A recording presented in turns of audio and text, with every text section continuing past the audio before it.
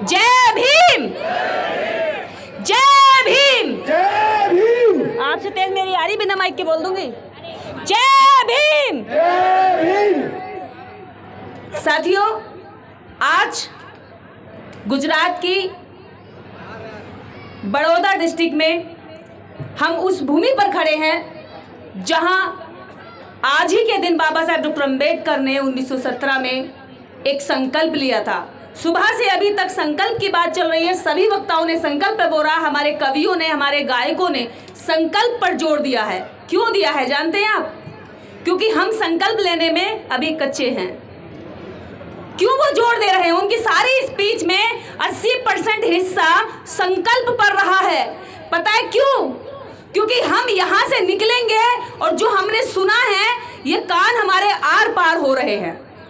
यहाँ से सुनते हैं, यहाँ निकाल देते हैं। लेकिन मैं आपसे कहती हूँ, यहाँ से भी सुनो, यहाँ से भी सुनो और फिर मुंह से जाके समाज में निकाल दो। फिर देखो परिवर्तन आता है कि नहीं आता है। आएगा, आ रहा है।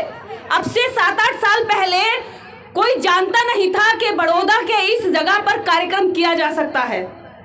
मैं उन लोगों को, उस समिति को और उन सदस्यों को जिन्होंने इस डेट को, केवल ये डेट किताबों में दर्ज थी और साहित्य हम और आप जानते हैं कि कितने लोगों के घरों में होता है और होता नहीं है, कहीं गिने चुने लोगों के हाथ में होता है। तो ये जो डेट थी ये दबी हुई थी और जमीन में दबी हुई डेट, ये ऐतिहासिक डेट निकाल कर लाने वाली समस्त भूमि जो संकल्प भूमि ट्रस्ट है उसके सदस्यों और जो भी लोग इसमें मेहनत किए उन सभी को मैं दिल से आभार व्यक्त करती हूँ और धन्यवाद ज्ञापित करती हूँ कि उन्होंने ये काम किया, ये मंच लगाया और देश के अलग अलग कोनों में और दुनिया के कोनों में जाकर के ये बात यहाँ मंच से पहुँची कि ऐसी जगह पर बाबा साहेब कितने दुखी होकर बैठे थे। तो मैं बाबा साहेब के बच्चों से एक बात कहना चाहती हूँ, अगर वास्तव में बाबा साहेब के बच्चे हो तो अपने बाप की बात मानो, अपने बाप की बात मानो। तभी आपको अपने बाप की जमीन, जायदाद, दौलत, धन, राजनीति, शिक्षा, संपत्ति में हिस्सा मिलेगा। जब दूसरों के बाप की बात मानोगे तो लात मार के भगा दिए जाओगे। वही भगाया हुआ समाज ये दर दर ठोकरें खा रहा है। क्यों? क्योंकि आप तो कहीं मनाएंगे कोई त्योहार, कहीं मनाएंगे कोई त्योहार और वहां पंडालों में हमारे लोगों को मार के भगा दिया जाता है।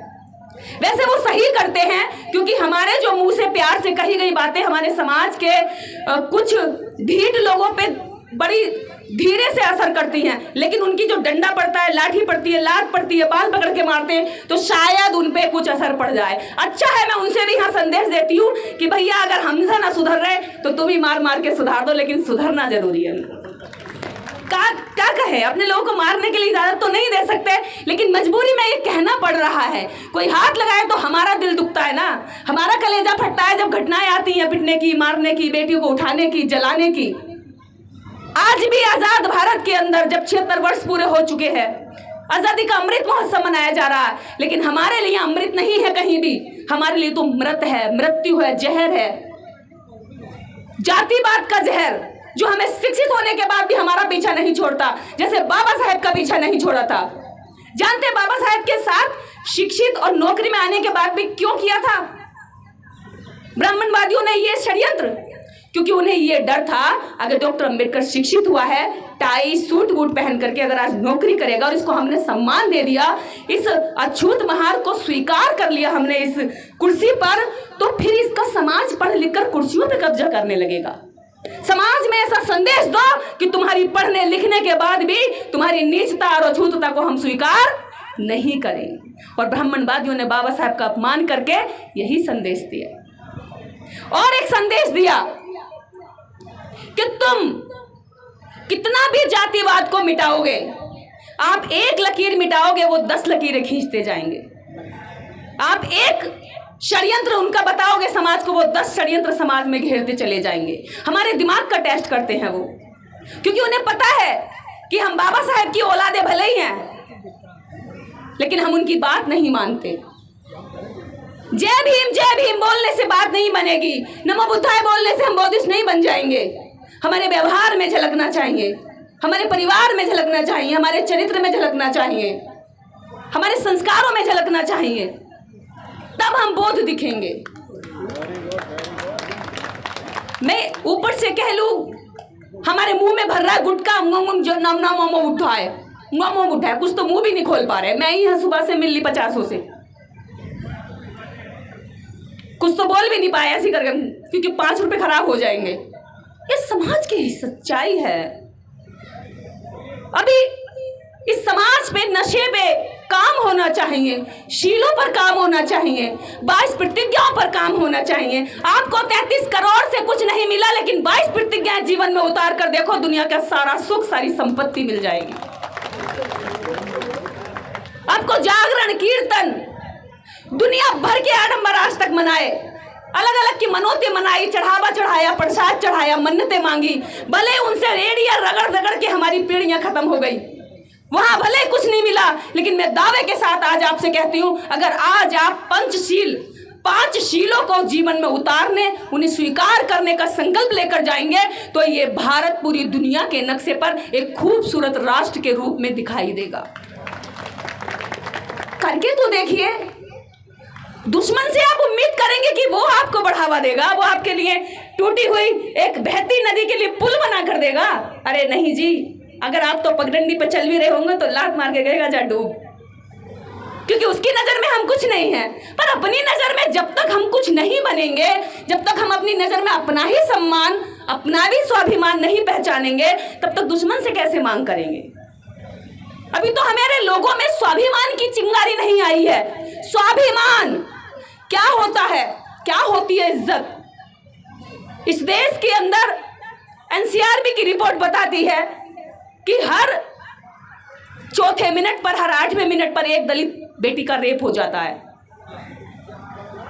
ये वो आंकड़े हैं जो रजिस्टर्ड होते हैं, और मैं वो नहीं कह रही हूँ जो पंचायतों के जरिए या गांव में दबा दुबा के या घर वाले डरा धमका कर रोक लेते हैं कि अरे क्या है, इज्जत तो लड़की की जाएगी, हमारा समाज तो कमजोर है, कोर्ट कचहरी भी न्याय नहीं देगा। ये वो आंकड़े हैं जो थाने तक जाते हैं, कोर्ट तक जाते हैं, जो FIR में दर्ज होते हैं फर्स्ट इंफॉर्मेशन में। किसकी बेटियां हैं वो? आपकी बेटियां हैं। जब अपना स्वाभिमान नहीं पहचानते तो अपनी बहन बेटियों की इज्जत ही कैसे बचाओगे। आपके पास किसी भी तरह की सुरक्षा की कोई गारंटी नहीं है। किसी को अपनी जातिवादी भड़ास निकालनी है तो आपकी बहन बेटी को उठा लेता है, किसी को अपनी जातिवादी कुंठा उठानी है तो चिट्टा चमार चूड़ा कहकर गालियां दे करके अपना मन हल्का कर लेता है। आप क्या निकल जाते हो, सरक जाते हो धीरे से, क्या फर्क पड़ता है, कौन टकराएगा इनसे, कौन भिड़ेगा इनसे, छोड़ो यार। लेकिन एक चीज है, कहीं कहीं पर प्रतिकार की घटनाएं भी हमारे सामने आ रही हैं, वो सुख देती हैं मुझे। कैसे? एक छोटा सा कीड़ा भी अगर आप उसके पैर पे या उसकी पूंछ पे या उसके किसी अंग को दबाते हैं तो वो उठकर पीछे से वार करता है, वार करता है ना। एक छोटा सा कीड़ा, छोटा सा मकोड़ा भी उठकर वार करता है, लेकिन मेरा ये समाज तो कभी वार ही नहीं करता। पिटकर एक गाल पे पड़ता है तो मसल के पीछे चला जाता है। अरे काहे? जब वो उठाता है हाथ मारने के लिए तभी पकड़ कर क्यों नहीं तोड़ देते हो? किसी का नुकसान नहीं करना, लेकिन अपना तो कम से कम बचाइए। मैं नहीं कह रही कि हिंसा को बढ़ावा दे रही हूं, मैं गांधी की हरिजन की बात नहीं करती, मैं अंबेडकर के बहुजन की बात करती हूँ, जो एक गाल पे थप्पड़ पड़ने पर दूसरा गाल नहीं देता है। मैं अंबेडकर की बहुजन हूं, अगर एक गाल पर मारा तो पूरा ऊपर से नीचे तक नक्शा बिगाड़ दूंगी इंसान का। मारने से पहले ही भांप लेती हूँ कि ये मारने वाला है। ये परख, ये सोच, ये समझ हमें हमारे समाज में पैदा करनी होगी।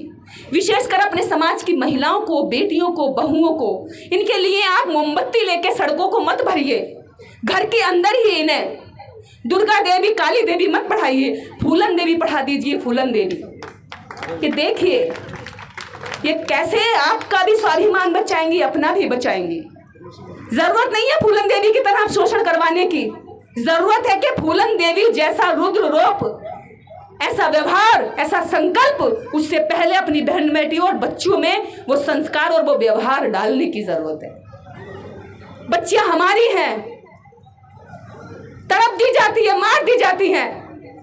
ऐसी भारत के अंदर, खासकर इन राज्यों में, गुजरात का एक मंदिर था जहां देवदासियां रखी जाती थी, आपको शायद ये पहचान भी नहीं होगी, जहां 9 साल की, 7 साल की, 12 साल की, 14 साल की बच्चियों को देवदासी के रूप में रखा जाता था।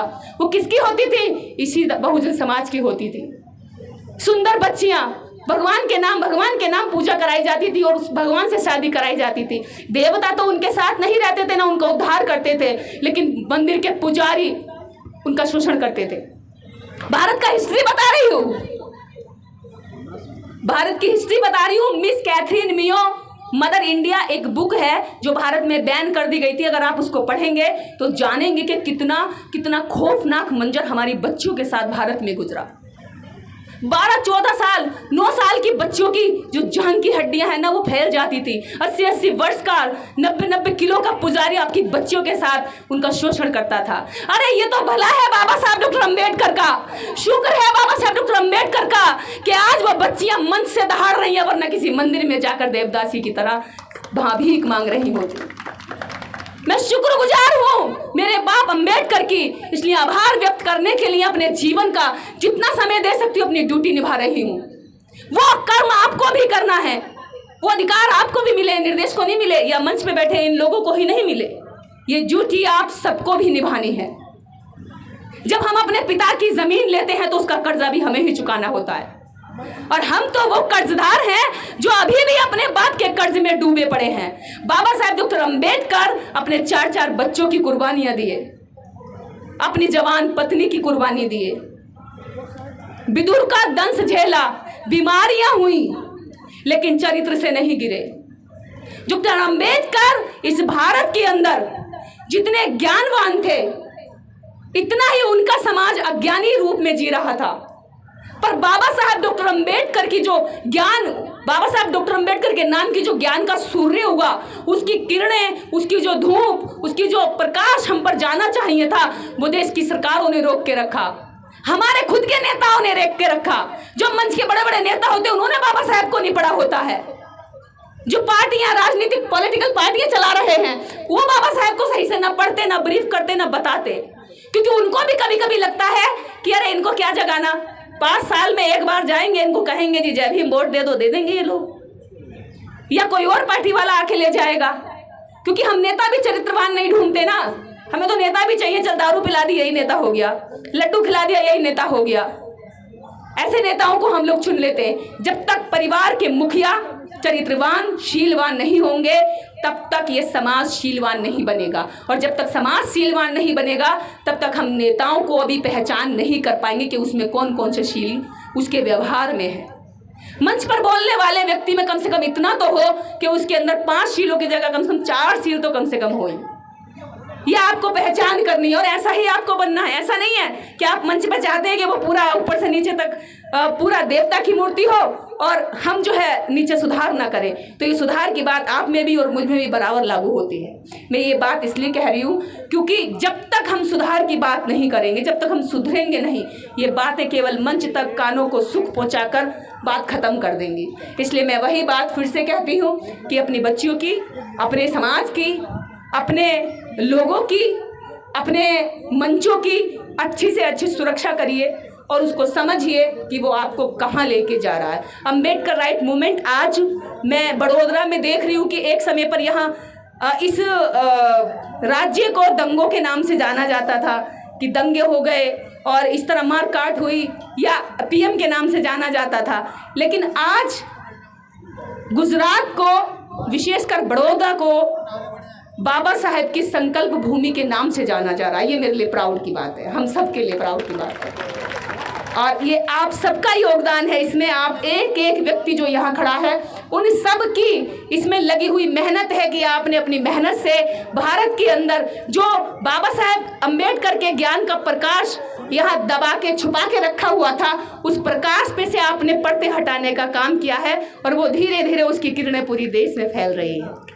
यही काम हमें करना है। मंचों से हमारे कवि, हमारे सिंगर, हमारे वक्ता, हमारे लीडर अभी तक जो भी बोल कर गए, मैं उन सबका आभार व्यक्त करती हूँ। विशेषकर मीडिया का कि वो लंबा लंबा सफ़र करके यहाँ तक पहुँचे, संघर्ष करके यहाँ तक आते, छोटे छोटे अपने जो इनके पास संसाधन है। देखिए हमारी मीडिया के पास बड़े बड़े कैमरे नहीं है, बड़ी बड़ी लाइटें नहीं है, उसके बावजूद भी आपकी बहुजन मीडिया आपकी बात को स्ट्रीम मीडिया के सामने टक्कर देती है और जेल तक जाते हैं और अपने बच्चों अपनी पत्नियों तक को छोड़कर 2-2 4-4 दिन तक कवरेज करते हैं। ये ट्रेनों में कैसे कैसे आते, कितना संघर्ष करके आते। हमारे लिए आज हमारा मीडिया वो नहीं है जो टीवी में है। मुझे लगता है कि अब बहुजन लोग जो समझदार हो गए उन्होंने टीवी देखना भी बंद कर दिया, वो बहुजन मीडिया को चैनलों पर सुनते हैं, मोबाइल पर सुनते हैं। ऐसा ही है ना? सही कह रही हूँ? आवाज़ लगा के बताओ। हाँ, इनको देखिए। अगर आपको दिमाग में कचरा भरने से बचना है ना तो आप टीवी मत देखिए। मान लीजिए आपके घर में कोई कचरा फेंक रहा है तो आप क्या करेंगे? कोई कचरा अगर आपके घर में फेंकेगा तो लड़ जाओगे, अरे मेरे घर में कचरा फेंक रहा है भाई, मैं ये कचरा बर्दाश्त नहीं करूंगा। लेकिन कोई आपके दिमाग में कचरा डाले तब फिर कहोगे आओ जी आओ, चले आया करो, रोज आया करो, डाल दो कचरा। वैसा ही कचरा वाला आपका टीवी है, वैसा ही अंधविश्वास है, वैसे ही हाथ देख करके चारों दिशाओं को बताने वाला वो कचरे वाला है। उनसे बच के रहिए, क्योंकि आपके दिमाग में कचरा आपके घर में कचरे से ज़्यादा खतरनाक है। घर का कचरा दिखाई देता है, साफ हो जाता है, लेकिन दिमाग का जो कचरा है वो पूरे समाज को दूषित करता है, हमारी सोच को दूषित करता है। तो इसलिए ज़रूरत है कि अगर कोई दिमाग में कचरा डालने आ रहा है तो उसको वही स्टॉप करिए, जैसे कि हम घर में कचरा डालने वाले को करते हैं। समझ रहे हैं ना? मैं कह रही हूँ उन पाखंडियों से बचिए। अपने संस्कार, अपने बच्चों की शादी, अपने बच्चों के जन्मदिन संस्कार, मरण संस्कार बौद्ध भंतों से कराइए, अपने लोगों से कराइए, उनको सम्मान दीजिए और उनकी रोजी रोटी अपने आप बंद हो जाएगी। वो आपसे मांगते नहीं है, आप जबरदस्ती उन्हें बुलाकर सम्मान देते, सर पे चढ़ाते। तो सर पे बैठा हुआ जो ये है ना, ये एंटीना, उसको कहिए चल निकल यहाँ से। हमारे अपने भी लोग बहुत सम्मानित हैं, हम अपनों को बुलाएंगे, उनको सम्मान देंगे, उनको पैसा देंगे। हमारी गाड़ी कमाई की जेब का रुपया तू क्यों लेकर जाए भैया?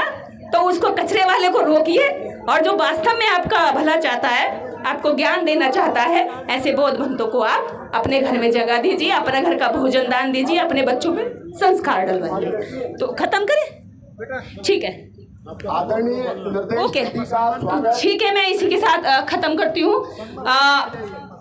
अब मैं एक शायरी तो मुझसे आती नहीं, लेकिन कोशिश कर रही हूँ। कौन कहता है कि आसमां में सुराग नहीं हो सकता? कौन कहता है आसमां में सुराग नहीं हो सकता? एक तबीयत से पत्थर तो उछाल कर देखो यारो। आज यही है कि जैसे वंदना ने कहा कि नीला आसमान धरती पर उतर आया है, आज सब नीला नीला दिख रहा है और बहुत खुशी हो रही है। सभी को साधुवाद, सबका मंगल हो, सब खुश रहे। बहुत अच्छा, बहुत अच्छा।